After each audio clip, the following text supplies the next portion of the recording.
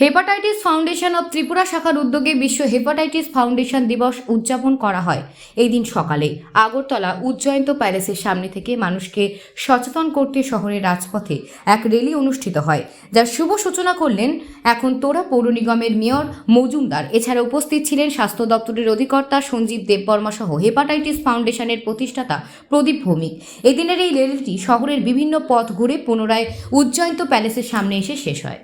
তারা আমি দীর্ঘায়িত করতে যাচ্ছি না, এখন র্যালি শুরু হবে। তো আমি বলবো যে এটা একটা সংক্রমণ থেকে রক্ষা করতে গেলে আমাদেরকে সর্বপ্রথম সচেতন হতে হবে। তার উদ্দেশ্যে এই র্যালি আমরা লক্ষ্য করেছি প্রতি বছরই প্রায় 1.3 মিলিয়ন লোক মারা যায় হেপাটাইটিস সংক্রমণের জন্য, এবং প্রায় 2.2 মিলিয়ন লোক সংক্রামিত হয়ে থাকে। এবং হেপাটাইটিস বি এবং সির কারণে প্রতি বছরই 35,000 লোক মারা যান এবং প্রায় 6,000 লোক সংক্রামিত হয়ে থাকে। সেক্ষেত্রে আমি বলবো যে আমাদেরকে সচেতন হওয়া অত্যন্ত প্রয়োজন, কারণ লিভারজনিত কারণেই হেপাটাইটিসের বিভিন্ন লিভার, এটা আমরা সবচেয়ে গুরুত্বপূর্ণ অঙ্গ আমাদের দেহের মধ্যে সংক্রামিত হয়ে থাকে।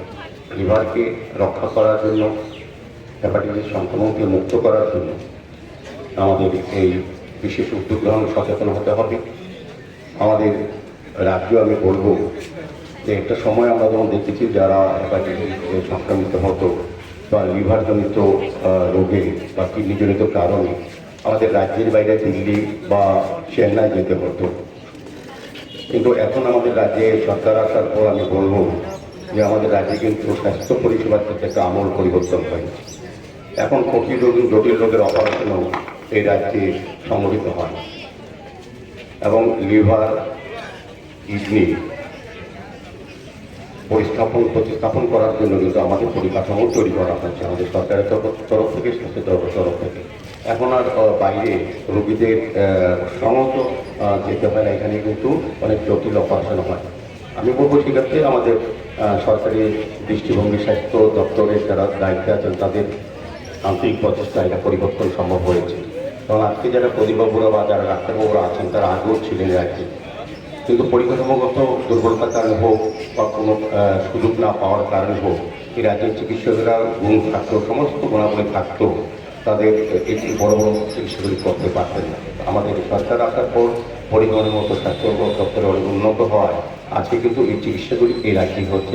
আমরা যারা এই সংক্রমিত হচ্ছি এই রাজ্যে রোগীরা, তারা কিন্তু সুযোগ পাচ্ছে।